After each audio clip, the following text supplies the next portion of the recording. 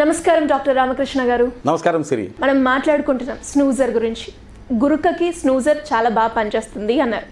అలాగే గురక వల్ల మనకి గుండె జబ్బులు కూడా ఎక్కువగా వస్తున్నాయి. అసలు ఈ గురకకి గుండె జబ్బుకి ఎలాంటి సంబంధం ఉంది? ఈ స్నూజర్ దానికి ఏ విధంగా పనిచేస్తుంది అంటారు? గురక ఈ స్నూజర్ అనేటువంటి మెడిసిన్ క్యాప్సూల్స్ గురకకు పనిచేస్తుందని చెప్పుకున్నాం, అబ్స్ట్రక్టివ్ స్లీప్ యాప్నియాకి పనిచేస్తుందని చెప్పుకున్నాం, సెక్సువల్ డిస్ఫంక్షన్కి పనిచేస్తుందని చెప్పుకున్నాం, సైనసైటిస్కి పనిచేస్తుందని చెప్పుకున్నాం, తర్వాత నేసల్ పాలిప్స్కి సెప్టల్ డీవియేషన్లో కూడా స్నూజర్ వాడచ్చని చెప్పుకున్నాం. తర్వాత పోయిన ఎపిసోడ్లో స్నూజర్ అంటే గురక బ్రెయిన్ స్ట్రోక్కి ఏ విధంగా కారణం అవుతుందని చెప్పుకున్నాం, దానికి స్నూజర్ ఏ విధంగా పనిచేస్తుందని కూడా చెప్పుకున్నాం. ఇవాళ ఏం చెప్పుకుందాం అంటే ఈ గురక గుండె నొప్పులకి గుండె జబ్బులకి ఏ విధంగా కారణీభూతం అవుతుంది అని. అది చెప్పుకునే ముందు మన గురక శతకం చెప్పుకుందాం. గురక చప్పుడు నీకు గాబరా పుట్టించు, గురక చప్పుడు నీకు గాబరా పుట్టించు, గుండె చప్పుడు నీ గతిని మార్చు, గురక చప్పుడు నీ గుండె చప్పుడు నాపు, గురక గుండెకు చేటు గదరా సుమతి. అంటే గురక హార్ట్కి ఎంత ప్రమాదమైనది అనేది ఈ పద్యంలో ఇచ్చేసాం. గురక పెట్టేవాళ్ళు ఏంటంటే లెవెల్ ఆఫ్ ఆక్సిజన్ తగ్గిపోతుంది.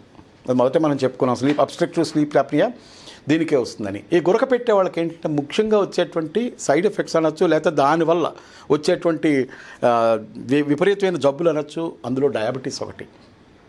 రెండోది గురక పెట్టేవాళ్ళు ఒబిసిటీ ఎక్కువ ఉంటుంది. మూడోది ఏంటంటే హైపర్ టెన్షన్. నాలుగోది హార్ట్ అటాక్. ఈ నాలుగు కూడా గురక వల్ల సంభవిస్తాయి.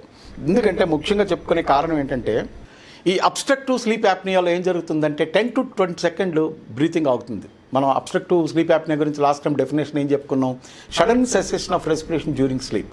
ఈ 10 to 20 సెకండ్ ఊపిరి ఆగిపోవడం అనేది ఒకసారి కాదు, బట్ తెల్లవారులు పడుకున్నప్పుడు కొన్ని వందల సార్లు జరుగుతూ ఉంటుంది. దానివల్ల ఏం జరుగుతుంది? అమౌంట్ ఆఫ్ ఆక్సిజన్ బాడీలోకి వెళ్ళడం అనేది తగ్గిపోతుంది. ఈ అమౌంట్ ఆఫ్ ఆక్సిజన్ ఎప్పుడైతే తగ్గిపోతుందో ఆటోమేటిక్గా సెల్కి కూడా ఆక్సిజన్ అందదు. Oxygen itself is a fuel for us. Oxygen లేకపోతే సెల్లో ఏటీపీ ప్రొడ్యూస్ కాదు. ఏటీపీ అంటే ఎనర్జీ ప్రొడ్యూస్ కాదు. ఈ ఎనర్జీ లేకపోతే నీకేంటి వైటల్ ఆర్గన్స్ ఏవి పనిచేయవు. హార్ట్ దాని కంటిన్యూస్గా అది గుండె కొట్టుకుంటూ ఉండాలంటే దానికి ఎనర్జీ కావాలి. ఈ ఎనర్జీ ఎక్కడి నుంచి వస్తుంది? సెల్స్ నుంచి వస్తుంది. సెల్స్కి ఆక్సిజన్ కావాలి, గ్లూకోజ్ కావాలి. మనం తినేటువంటి పదార్థం నుంచి గ్లూకోజ్ వెళ్తుంది, ఆక్సిజన్ వెళ్తుంది, రెండు బర్న్. నువ్వు ఆక్సిజన్ ఎక్కడి నుంచి తీసుకోవాలి? నువ్వు పడుకున్నప్పుడే ఎక్కువ ఆక్సిజన్ తీసుకోగలుగుతావు, మాట్లాడకుండా ఉన్నప్పుడు. రాత్రి పడుకున్నప్పుడు నువ్వు గురక పెట్టామంటే అర్థం ఏంటి? 50% ఆఫ్ నువ్వు గురక తిరిగి వెళ్ళేదే తప్పించి తీసుకునేది లేదు. అంటే నీకు ఆక్సిజన్ తీసుకునేటువంటి శక్తి తగ్గిపోతుంది కాబట్టి ఆక్సిజన్ తీసుకోలేవు. దీనివల్ల ఏం జరుగుతుంది? నీకు ఆక్సిజన్ లెవెల్స్ తగ్గిపోతాయి. ఆక్సిజన్ లెవెల్స్ ఎప్పుడైతే తగ్గిపోతాయో బ్రెయిన్కి అది ఇచ్చేటువంటి సిగ్నల్స్ కూడా తగ్గిపోతాయి. బ్రెయిన్లో సిగ్నల్స్ తగ్గిపోతున్నప్పుడు ఏం జరుగుతుందంటే ఈ ఆక్సిజన్ అనేది ఎప్పుడైతే ఆక్సిజన్ లెవెల్ ఒక స్థాయిని మించి కిందకి పడిపోతుందో బ్లడ్లో, ఆక్సిజన్ పడిపోయినప్పుడు ఏం జరుగుతుందంటే బ్రెయిన్లోని కార్టిసాల్ ప్లస్ ఎడ్రినలిన్ రిలీజ్ అవుతుంది. అండ్ డిఫరెంట్ హార్మోన్స్ కూడా రిలీజ్ అవుతుంది.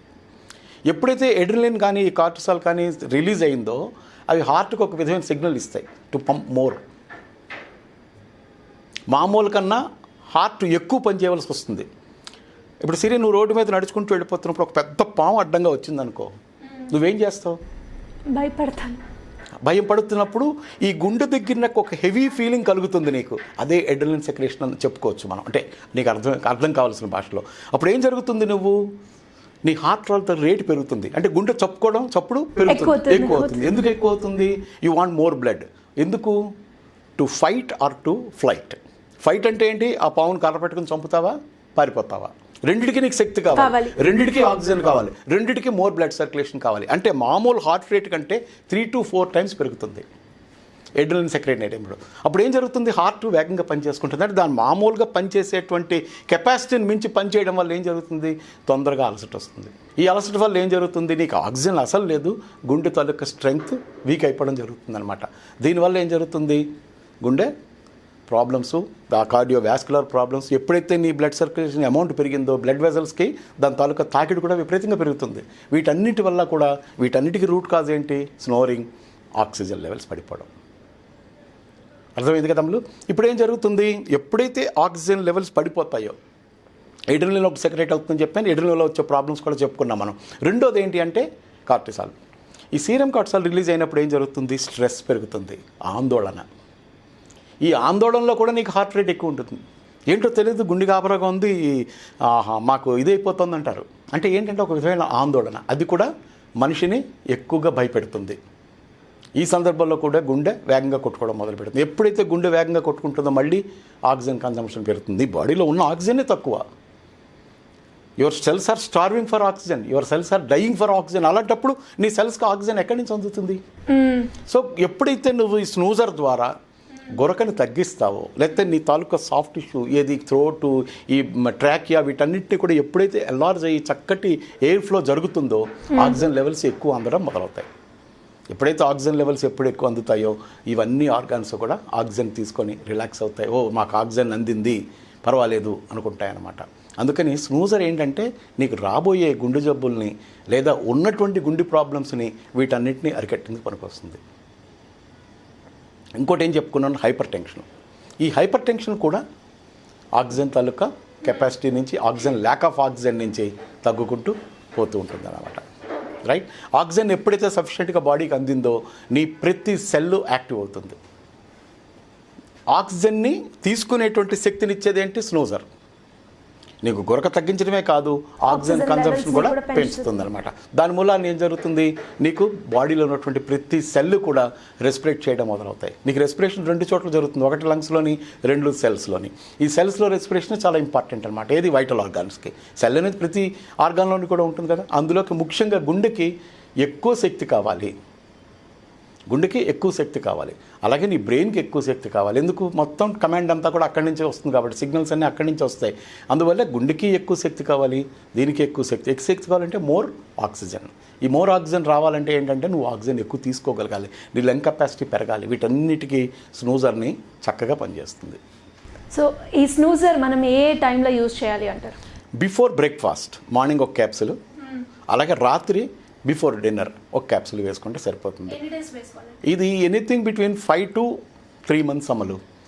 సాధారణంగా గురక వచ్చే వాళ్ళకి 5 daysలో క్యూర్ అయిపోవడం చూశాను. తర్వాత నాకు నిన్న ఒకళ్ళు కాల్ చేసి అడిగారు, మేము స్నూజర్ వాడామండి, మాకు రిజల్ట్ రాలేదు అని. 100% తగ్గాలి అంటే అది కండిషన్ బట్టి ఆధారపడి ఉంటుంది. రిజల్ట్ రాలేదు అంటే సివియర్ అంటే, ఫర్ ఎగ్జాంపుల్ ఇవాళ నువ్వు గురకకి 100 మార్కులు ఇచ్చావు అనుకో, రేపు నువ్వు క్యాప్సుల్ వాడిన తర్వాత రేపు ఎన్ని మార్కులు ఇచ్చావు? 90 అనుకుంటే 10% తగ్గినట్టేగా. అలా కొంతమందికి ఏంటంటే స్లోగా తగ్గుకుంటూ పోతుంది. అప్పుడు ఆ పేషెంట్ చెప్పాడు, కరెక్టేనండి, ఇంతకు ముందన్నంత వరకు ఇప్పుడు లేదు కదా, మరి తగ్గినట్టేగా. అంటే పూర్తిగా జీరో అవ్వాలి అంటే 90 days, కానీ అవసరాన్ని బట్టి కొంతమంది 5 daysలోనే పూర్తిగా తగ్గిన సందర్భాలు కూడా ఉన్నాయి. మరి స్నూజర్ కావాలి అనుకునే వాళ్ళు మిమ్మల్ని ఏ విధంగా అప్రోచ్ అవ్వచ్చు? కింద ఈ నెంబర్ స్క్రోలింగ్ అవుతున్నది కదండి, ఈ నెంబర్ కాల్ చేస్తే స్నూజర్ గురక పెట్టుకుంటూ మీ ఇంటికి వస్తుంది. థ్యాంక్ యూ అండి, thank you so much. Thank you సరే.